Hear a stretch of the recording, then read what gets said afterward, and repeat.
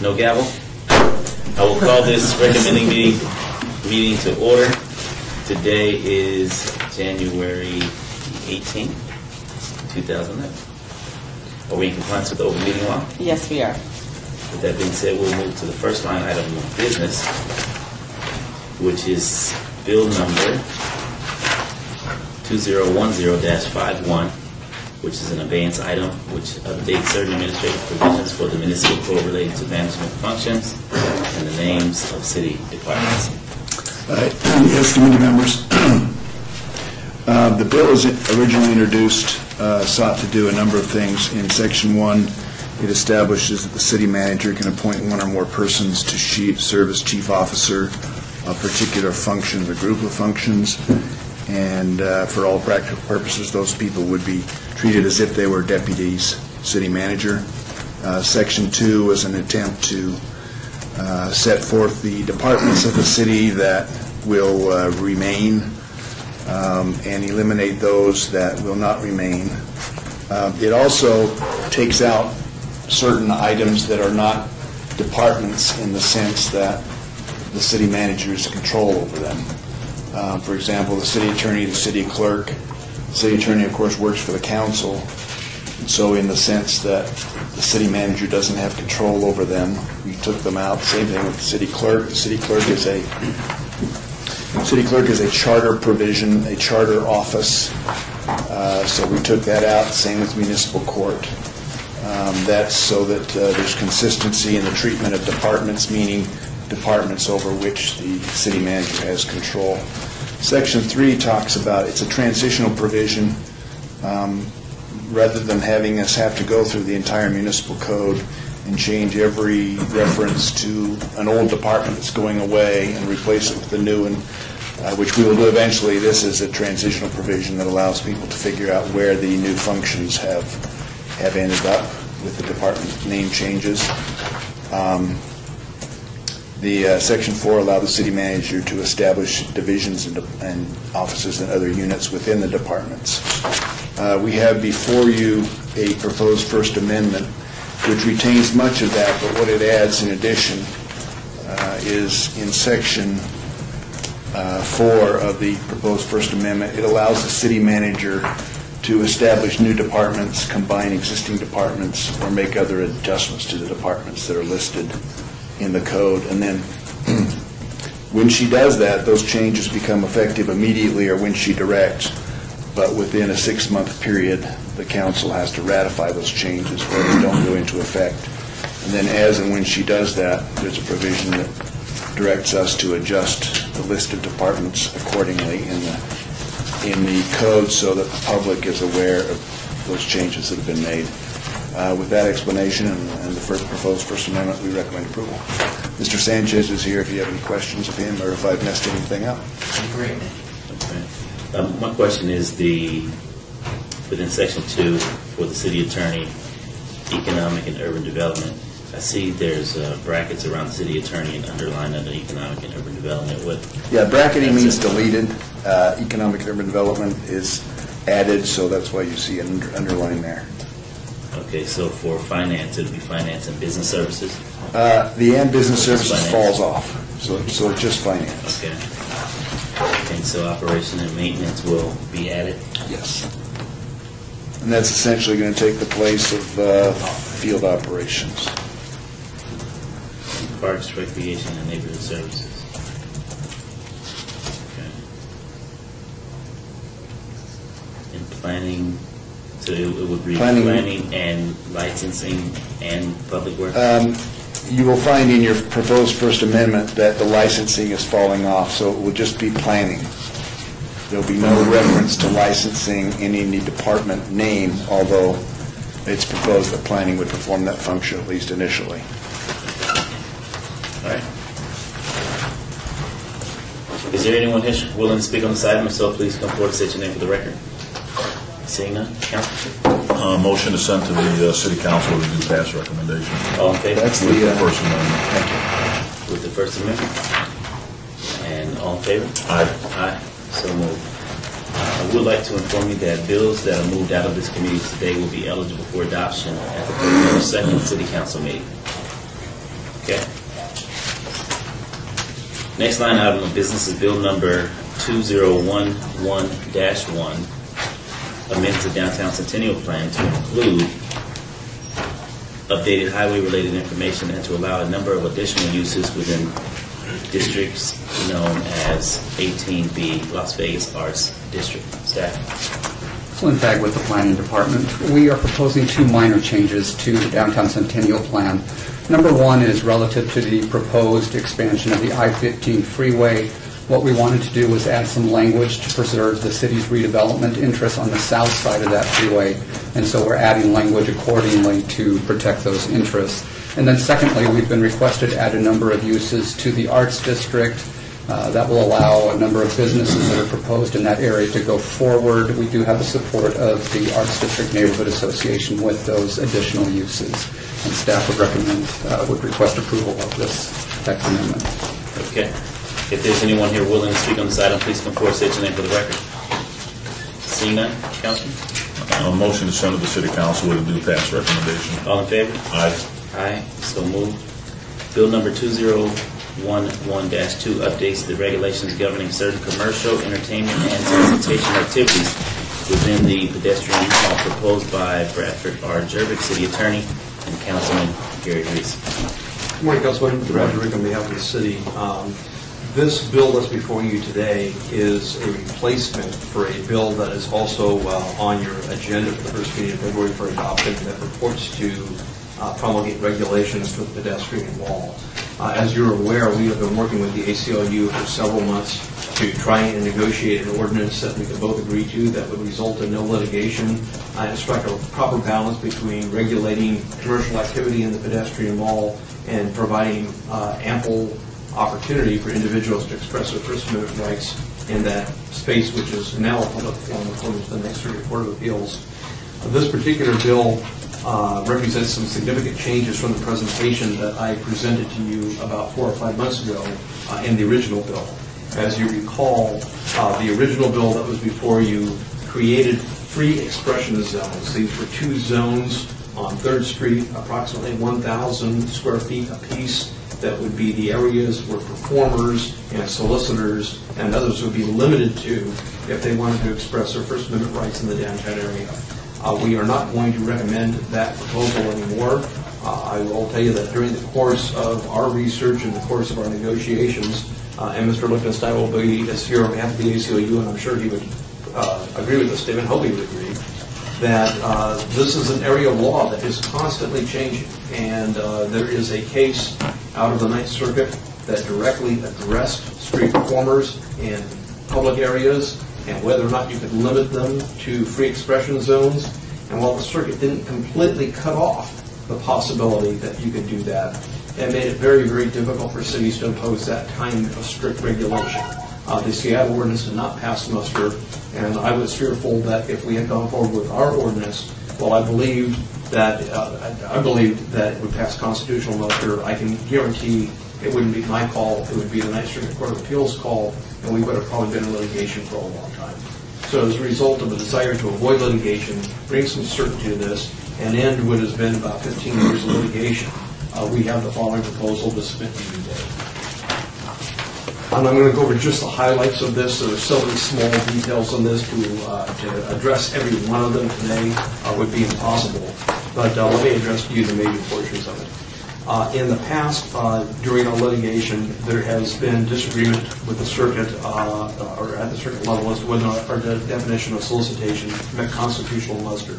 We have a new definition of solicitation. It's on page 2. It begins at line 7 and defines solicitation, and then defines coercive solicitation. Coercive solicitation is the kind of aggressive solicitation where you threaten an individual with imminent bodily injury or the like in the definition. And that type of solicitation is not only illegal in the pedestrian mall, but it's illegal citywide. But I think the definition of solicitation has finally been fixed, and we won't have an issue there. There are a number of other definitions on the first few pages of this that I won't go through, but I'll go through how they actually work in the ordinance itself. Let me go to the meat of it. The Section 103 11.68. Starts on page 8, line 1, at least according to my copy. What we're breaking this activity down today, and if you'll just keep this in your mind in pockets, we're dealing with solicitors, we're dealing with leafleters, and we're dealing with entertainers, and I'll break them into two categories, both commercial and non-commercial. With respect to solicitors, they will be allowed, this is non-aggressive solicitation, non-coercive solicitation, will be allowed anywhere in the mall, provided they're at least 20 feet away from an ATM machine, 10 feet away from a retail kiosk or cart, 10 feet from any fire lane or crosswalk, or in any location, and it says that will interfere with pedestrian traffic or in violation of 10.47020. We're going to propose the First Amendment today, and to keep this in mind, I'm going to speak philosophically about the changes we're making. We'll give you the details at the council meeting. I'm worried about the term interfere with pedestrian traffic because I think that's subject to interpretation. So I have proposed to the ACLU that we use the term block or impede pedestrian traffic. It's more certain. It's easier for a law enforcement officer to know what that is. And so on that line, anywhere you see language that talks about interfering with pedestrian traffic, we would say block or impede as opposed to interfere. So the other thing that we are going to recommend adding... Brad? Yes? Give me an example of a soliciting. Somebody who's, what does that look like? Somebody asking you for, well, let me go to the definition. I know the definition, but give me a street example. Give me money. Please give me money. I am hungry. I have just delivered a performance. I would just like you to give me something. It's just asking, begging, worried for something in return. Okay. Now, it's not, by the way, a quid pro quo, and I'll get to that in a moment when we get to performers. It's not, I'm selling you something. It's asking for something, and that distinction becomes important in a moment. But we're also recommending adding to Section 103, and we had it was an oversight on my part when we were first negotiating this. There are outdoor eating areas in the pedestrian mall that you're familiar with. Remember, the pedestrian mall goes all the way from Main Street to Las Vegas Boulevard. So currently you have at least 2 or 3 in the Neonopolis block, where you have Hennessy's and Mickey Finn's and the former Jillian's. You also have, I think, a Starbucks coffee shop or something like that up on the Golden Nugget. So what we've agreed to is to also have a 10 feet distance separation from the perimeter of any outdoor dining facility in the pedestrian. And that will be number 5? That would be number 5 or number 4. We'll pick the numbers for them when Val gets ready to redraft it, but it'll be in that section. It will be a 5th number. Whether it'll be number 5, I don't know, but it'll be one of those numbers in there.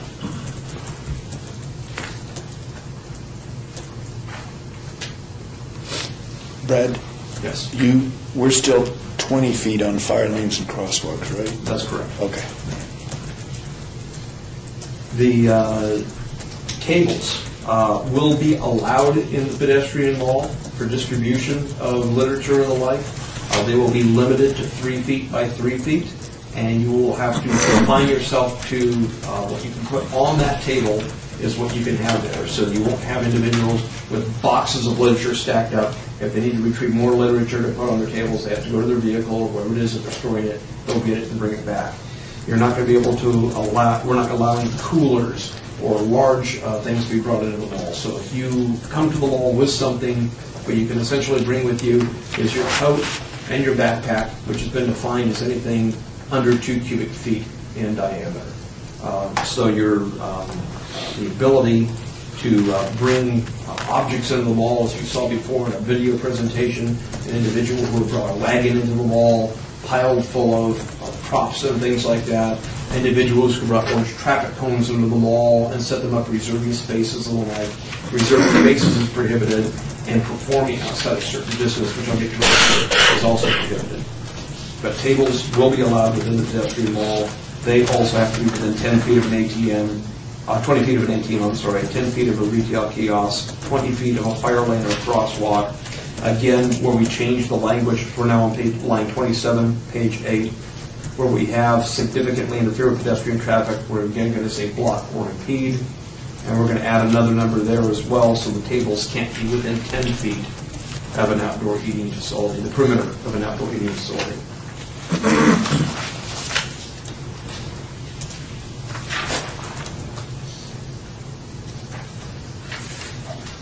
That, I think, covers the meat of the prohibitions and regulations that will govern solicitation and handing out of literature from tables and leafleting.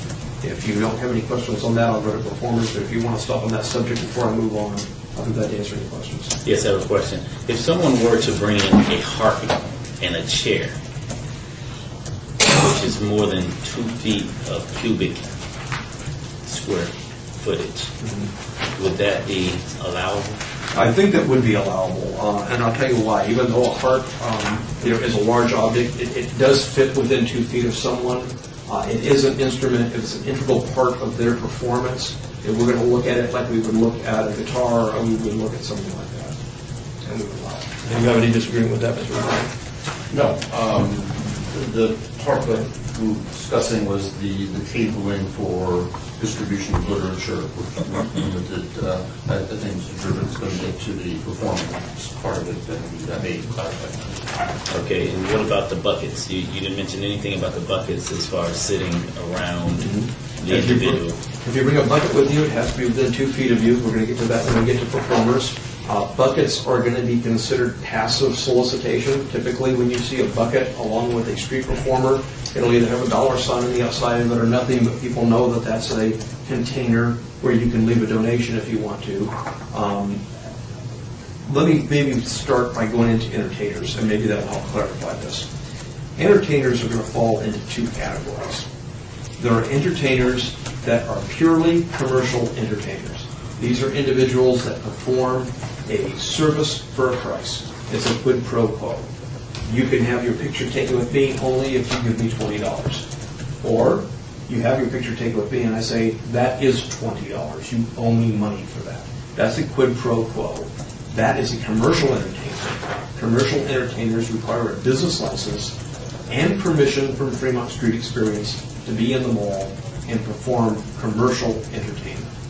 That's just the law of the land. We have no disagreement with that. I think what we are more concerned about, and where we get into the details, are individuals that are non-commercial performers.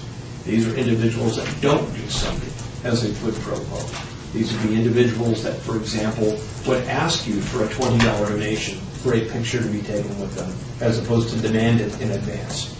These are individuals that will put a bucket out in front of them and leave a place for you to leave them money, but they won't demand it from you, and it's not a quid pro quo for the performance. Those individuals are protected by the First Amendment, and those individuals have a right to be in the pedestrian law. But they are subject to time, place, and manner restrictions, which have been the meat of the negotiations between the ACLU and the City of Las Vegas. Those performers in the past, or at least as of right now, they are completely unregulated. There is nothing that governs time, place, or manner of the performance, what they can bring with them, how much space they can take, and what they can do and how loud they can do it. This ordinance will address all of those issues. The street performers can perform anywhere in the pedestrian mall subject to the following limitations. They cannot perform within 20 feet of an ATM. Where are you? I'm sorry, on page 10, line 9.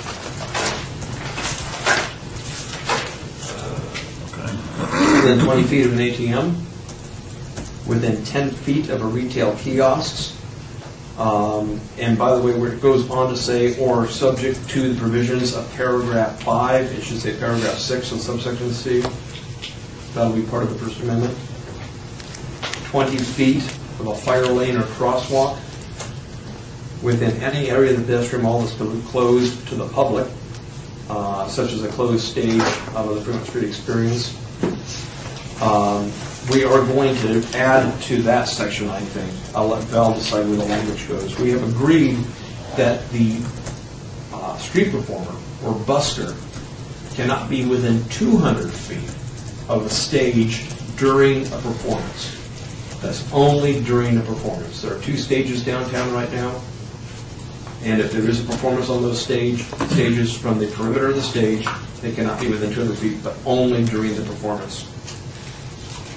And we're also going to add approximately 10 feet from the perimeter of an outdoor dining facility to be consistent with the other sections.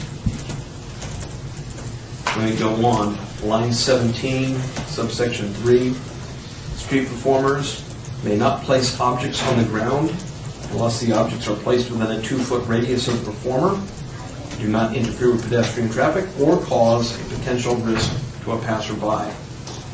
And they have to be integral to the performance. However, the prohibition contained in the preceding sentence does not apply to incidental personal items such as purses or coats or backpacks whose capacity do not exceed 2 cubic feet. Again, right now you see performers that will go out and take up huge amounts of space in the pedestrian mall, either with cones or bringing lots of props with them motorbike. We're making exception for those things that you need to bring with you, a coat in the wintertime and stuff like that, maybe a backpack with a few things. But large items like coolers, wagons, fabric cones reserving space are out of the question.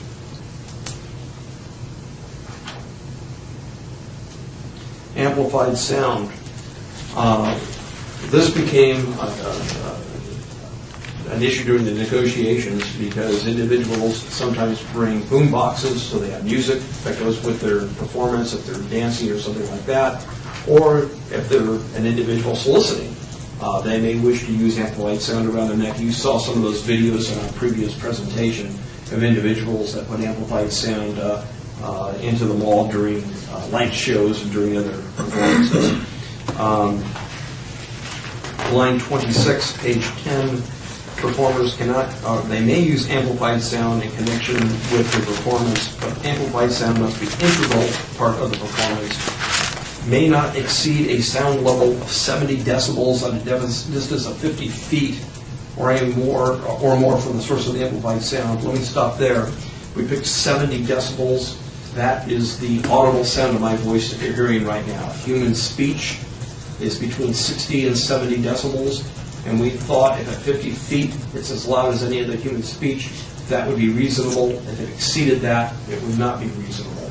And so that's why we picked 70 decibels at 50 feet. Why didn't we pick some other way of regulating sound? The case law is pretty clear that when it comes to amplified sound, it is actually protected by the First Amendment. The ability to use amplified sound is protected, subject to reasonable time, place, and manner restriction. And those time, place, and manner restrictions that have been upheld by the court are restrictions that dealt with sound levels at different feet. And so that's why we picked 70 decibels at 50 feet versus can't hear it at all, or can't have it at all, or can only have it during certain times. This was an attempt, at least, to regulate the noise level of the amplified sound. It's not permitted during any actual performance or operation of the Celestial Vault light show. So anytime the light show is running, people can't use amplified sound, period. They can't do it during any special event when the mall is closed to the public. The typical event you're familiar with now is the New Year's Eve party. And they can't have it within 200 feet of a stage during a concert.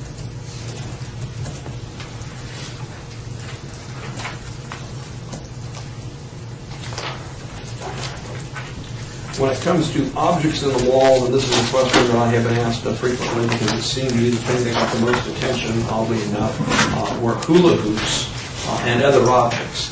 When we're looking at the issue of hula hoops, it's the same issue as performers that bring large objects into the wall. As you saw from the videotape and the pictures that were presented at the last hearing, the problem with the hula hoops wasn't the fact that it was an individual with a standard-sized hula hoop. They were oversized hula hoops. They were looked to be over 10 feet in diameter, and in some cases even more than that.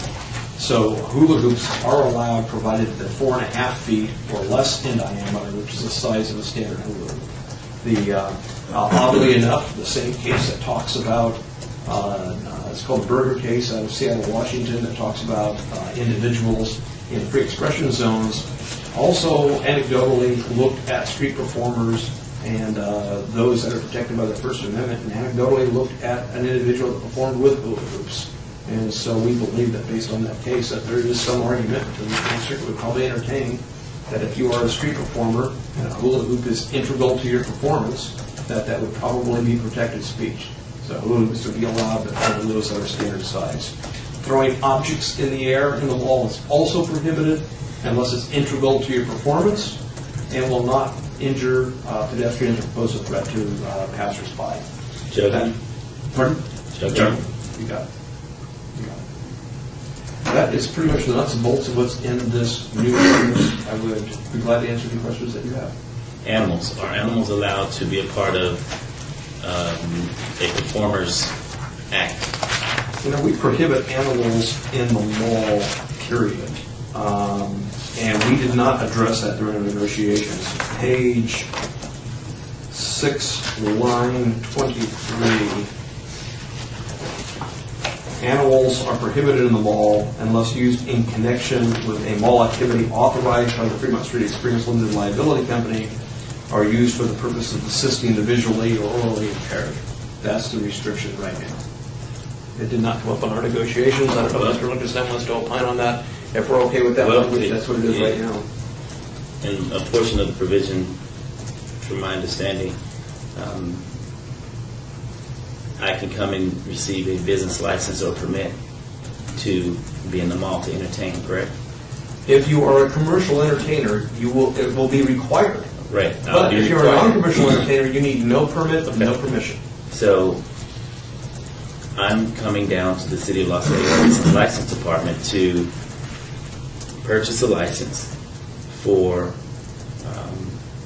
my animal to entertain. I have a dog that does backwards flips. And so for that, I want to use that as my prop in order to solicit my entertainment. How do we handle that? I have a talking parrot. Right. Two ways it will go down. One is it's got to be in conjunction with activity authorized by the Fremont Street Experience. So let's assume you're a purely commercial entertainer. You're going to say, I'm going to bring my parrot, my dog down here, put on a performance, but it's a quid pro quo. You got to pay me $5 for me to entertain you with my animal. If that is the case, you first need a permission for Fremont Street Experience, or we won't even entertain a business license at the city. And if So that's the case, so I must get permission from Fremont Street first prior to receiving right. a business license. So what is it that I receive from Fremont Street to bring to the City of Las Vegas to validate that Fremont Street is in agreement with? Anything as simple as a letter. We didn't specify the form of permission, but it will have to be some permission, and I'm sure we would not accept anything less than written permission. But a letter from Fremont Street saying I have hereby approved the application of Mr. Barlow to perform this particular act in the Fremont Street Experience as a commercial activity. If they send us that and you apply for any kind of license, you will get it. Now, again, the distinction being, if you're doing a quid pro quo, give me money or I won't do the performance, or give me money for the performance, you need the letter, permission. If you're doing it for donations, purely the generosity of the crowd that's watching you perform, you can't have a dog or an animal in the pedestrian mall without the permission of the Fremont Street Experience in connection with mall activity. So my guess is it should just be assumed that Fremont Street is probably not going to give permission for any animals to be in the mall, period, unless it's a seeing eye dog or a dog there for visually or audible impairment, or it's part of some activity that they have authorized. And I know of none in 15 years that they've ever authorized. So the guy with the big boa constrictor around his neck standing out on Las Vegas Boulevard That would be illegal. would be illegal for him to come underneath. That's correct. Unless he's commercial and has the permits, as non-commercial, he would be illegal as it's written right here. Okay. Is there anyone here from the public wishing to speak on this item? Mr. O, please come forward to state your name for the record. Alan Lichtenstein from Diesel, Nevada. As Mr. Jerbick had mentioned, we've spent a lot of time on this and worked very hard. I'd like to commend both Mr. Jerbick and Mr. Steve for the time and the effort and the good work put in. This is obviously a balancing act. The law has developed over the years that we've been doing this, because it's been a lot of years, and a lot of the law was created by this litigation. What we've attempted to do, and I think we've done about as good a job as possible, is to try to balance the constitutional rights for free expression in ways with time, place, and manner restrictions that do not significantly interfere with the operation of the businesses at the mall, the kiosks and the stores and whatever. Are those two concerns in conflict? To a certain extent, yeah. But what we seem to have here, I believe, and you've heard Brad already say, is what seems to comport with the law as it has come down from our cases, from Seattle and whatever, and something that is workable, and something that actually is better for the Fremont Street experience than what we have at the moment, which is a lack of these time, place, and manner restrictions. So the question really came down to which ones can we have that are reasonable, that don't interfere. You know, are there things that probably we missed? We just heard one. we didn't think about non-commercial performers with animals. My guess is that since there is a general ban, and in terms of sanitary nature of things and whatever, that would probably pass constitutional muster. I have no particular problem with that. My dog might, but she's not performing. So anyway, I'd just like to say that we've worked hard on this. We do support this, and will do so if it is passed along to the council. Can I ask a question? Who has the authority to enforce this order? This will be enforced by the Las Vegas Metropolitan Police Department as far as criminal law is concerned. So the Fremont Street experience, their security, they're not allowed to enforce this ordinance. It's just basically Metro.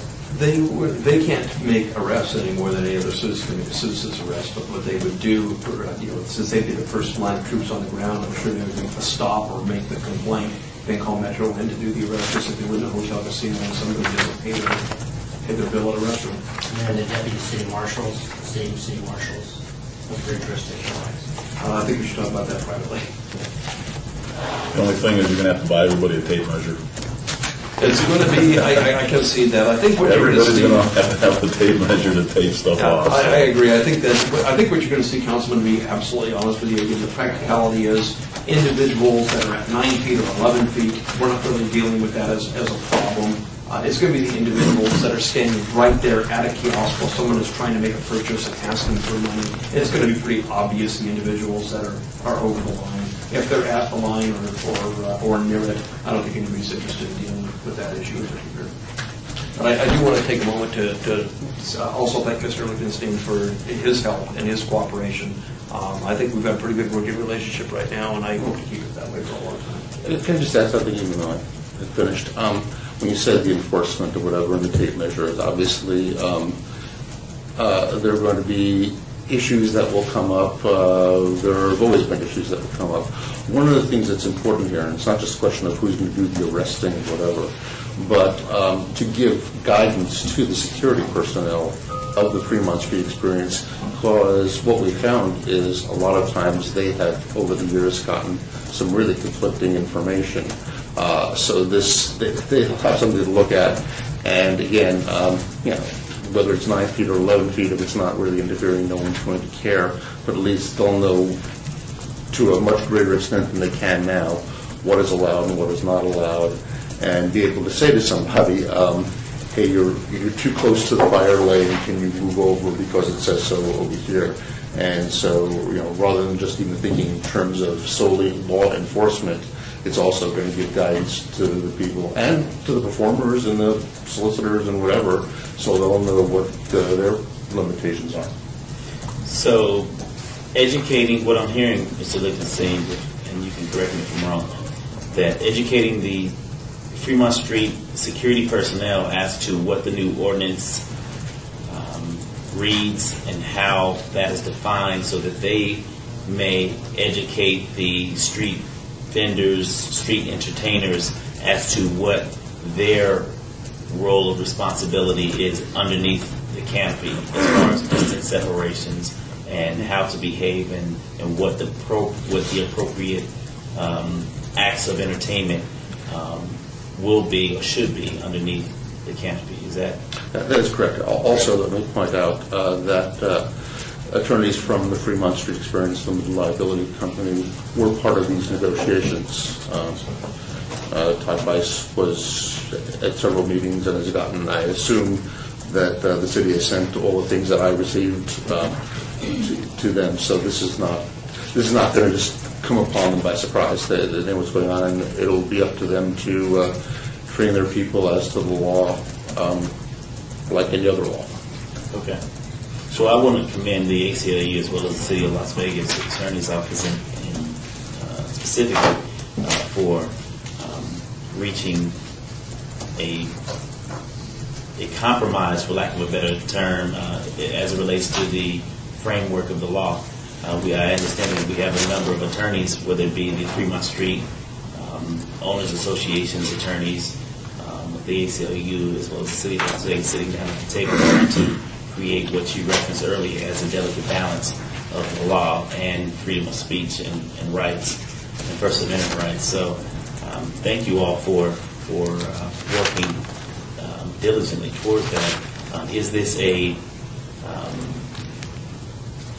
the right fix? Well, we won't know until it's carried out and we're challenged, possibly in the court of law, to see how, in fact, all of this delicate balance pans out, before a judge, if it goes that far. But thank you for at least attempting to breach an agreement that everyone is somewhat comfortable with. I know we have to give up something in order to get something. So I believe government work at its best in that respect, as far as the protection of individuals' First Amendment rights and civil rights at the same time. So thank you. How long have you been working on this, Brad? We actually started the Fremont Street Experience project in late '94, and our first ordinance was '96. The negotiation on this one started probably 4 or 5 months ago. So after 96 years, all the attorneys agreed, huh? After 1996, we're finally on the same page.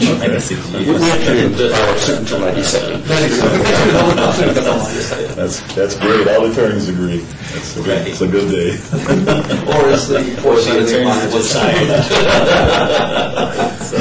Is there anyone else here wishing to speak on this item? If so, please come forward and state your name for the record. Okay, seeing Councilman.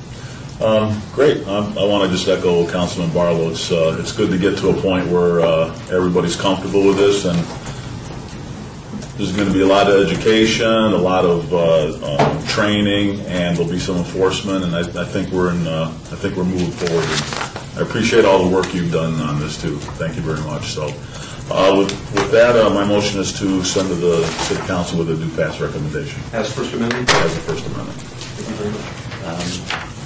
All in favor? Aye. Aye. Ayes have it. So moved.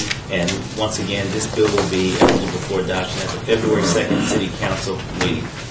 Thank you. Thank you. Okay. And next is citizens' participation. Any citizen willing to speak at this portion of the agenda, please come forward and state your name for the record. Seeing none. Councilman? Motion to adjourn. All in favor? Aye. Aye.